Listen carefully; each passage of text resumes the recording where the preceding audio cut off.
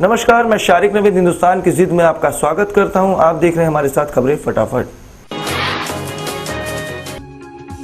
Baspa supremo बहन मायावती का 60वां जन्मदिन धूमधाम के साथ मनाया गया, जिसमें पार्टी कार्यालय पर उनको बधाई देने वालों का तांता लगा रहा। तो वहीं मायावती ने प्रेस वार्ता कर ब्लू बुक के 11वें संस्करण का विमोचन किया और साथ ही 2017 चुनाव का बिगुल भी फूंका। इस मौके पर माया ने जहां सपा को आड़े हाथों लिया, तो वहीं मुलायम के जन्मदिन पर धन की बर्बादी भी बताई गई। इसी के साथ उन्होंने केंद्र की मोदी सरकार पर भी निशाना साधा और काले धन पर भी तंज कसा।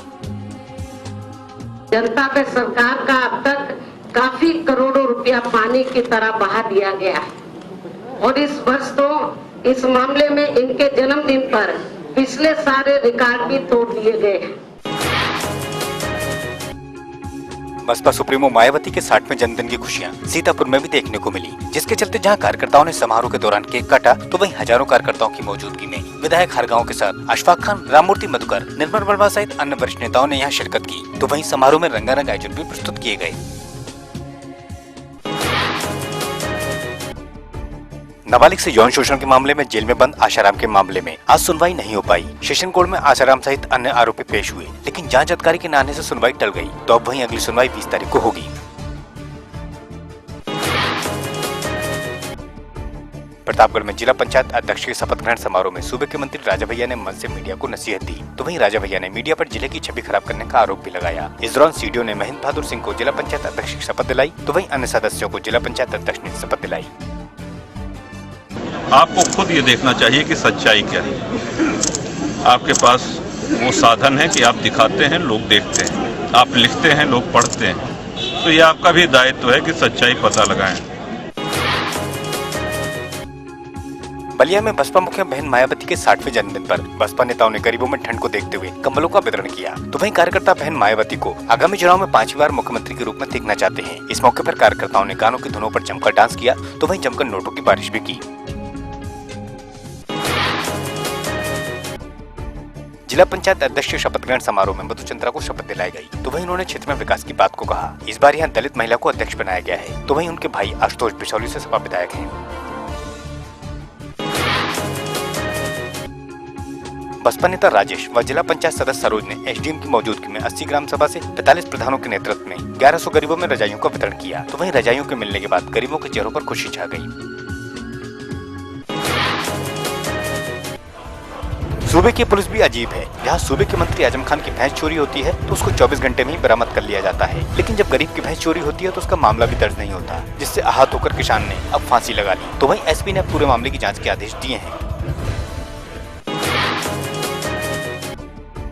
मुरादाबाद के मूड़ा पांडे के क्षेत्र पंचायत सदस्य ललित नारायण कौशिक ने कुंदर की सपा विधायक हाजी रिजवान और उनके बेटे पर जान से मारने और 1 करोड़ की रंगदारी मांगने का आरोप लगाया है। तो वहीं विधायक जी ने इन आरोपों को नकारा है और साथ ही पुलिस जाँच की बात को कहा है।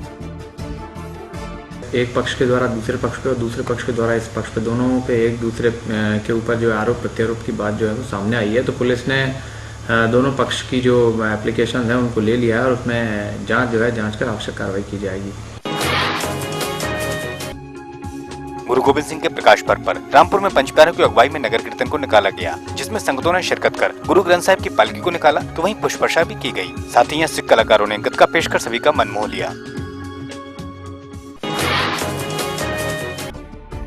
दमोह में एक बार फिर विषाक्त भोजन करने से एक ही परिवार के 5 मासूम सहित एक बुजुर्ग की हालत बिगड़ गई। यहाँ डिंडोरिया के चंदौरा में मकर संक्रांति पर बने लड्डू खाने से ये घटना अंजाम हुई। तो वहीं सभी एक एक करके बीमार पड़ते चले गए और अब सबको उपचार के लिए अस्पताल में भर्ती कराया गया है। साथ ही मामले की पड़ताल पुलिस ने शुरू कर दी है। मुरादाबाद के बिलारी के सोडरा गांव में स्कूल की इमारत नाजुक हालत में है। तो वहीं इसका निर्माण घटिया सामग्री से होने के चलते यहाँ दीवारों में कई जगह दरारें पड़ गई हैं। तो साथ ही फर्श भी नहीं है। तो ऐसे में बीते कई महीनों से सफाई भी नहीं हुई है। तो इसी के साथ गंदगी में बच्चे शिक्षा ग्रहण करने को मजबूर हैं।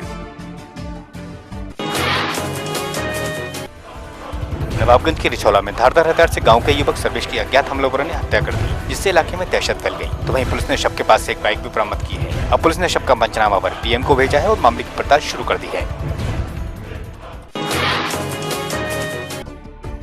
जिले की सिरसागंज में बीती 5 जनवरी को सपा कार्यकर्ताओं ने पूर्व प्रधान पप्पू के घर तांडव किया, जिसके चलते महापंचायत का आयोजन किया गया, जिसमें सड़क से लेकर संसद तक लड़ाई का फैसला लिया गया। तो वहीं लूट के रुपयों की बरामदगी की मांग की गई।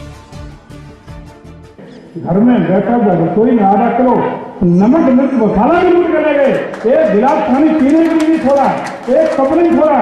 गनीमत रही कि ऊपर की मंदिर में जब महिलाएं बच्चे चिल्ला रहे थे।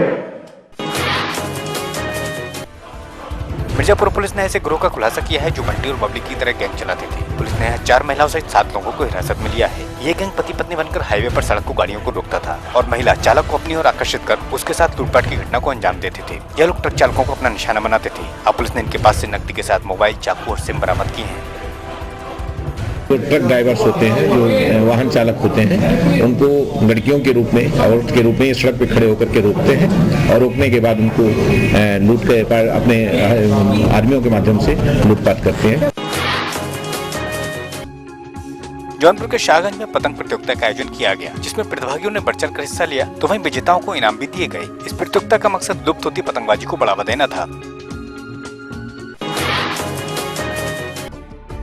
रुड़की के नगला इमरती में जमीनों का मुआवजा न मिलने से नाराज सैकड़ों किसानों का बीते 6 महीने से धरना जारी है, लेकिन प्रशासन द्वारा अभी तक कोई संज्ञान नहीं लिया गया है। अब आलम यह है कि NH 58 के अधिकारी भी पूरे लापरवाह हो गए हैं, तो वहीं प्रशासन ने इनको उचित मुआवजा दिलाए जाने का आश्वासन दिया है।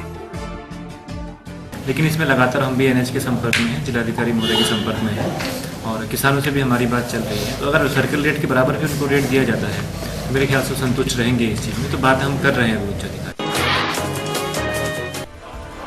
रामपुर के बिलासपुर में नारकोटिक्स विभाग और STF की टीम ने नेपाल से कार में तस्करी कर लाई जा रही 20 किलो चरस बरामद कर 3 लोगों को हिरासत में लिया है। तो वहीं इसकी सूचना पुलिस को थी, इस कारण यह कार्रवाई अंजाम हुई। पुलिस के अनुसार इसकी कीमत 30 लाख रुपए बताई जाती है। रुदपुर विलास चौकी के आगे उसको चेक किया गया तो उसमें चरस तथा 3 व्यक्ति, जिसमें एक नेपाली था तथा 2 यहीं लोकल रहने वाले थे, उनको गिरफ्तार किया गया और उनके कब्जे से 30 किलो चरस बरामद हुई है। जोधपुर में 2 दिन पहले हुई फायरिंग के मामले में प्रतापपुर पुलिस को कामयाबी हाथ लगी है, जिसमें पुलिस ने 4 आरोपियों को हिरासत में लेकर एक कार भी जब्त की है। अब पुलिस ने इनसे पूछताछ कर पड़ताल शुरू कर दी है।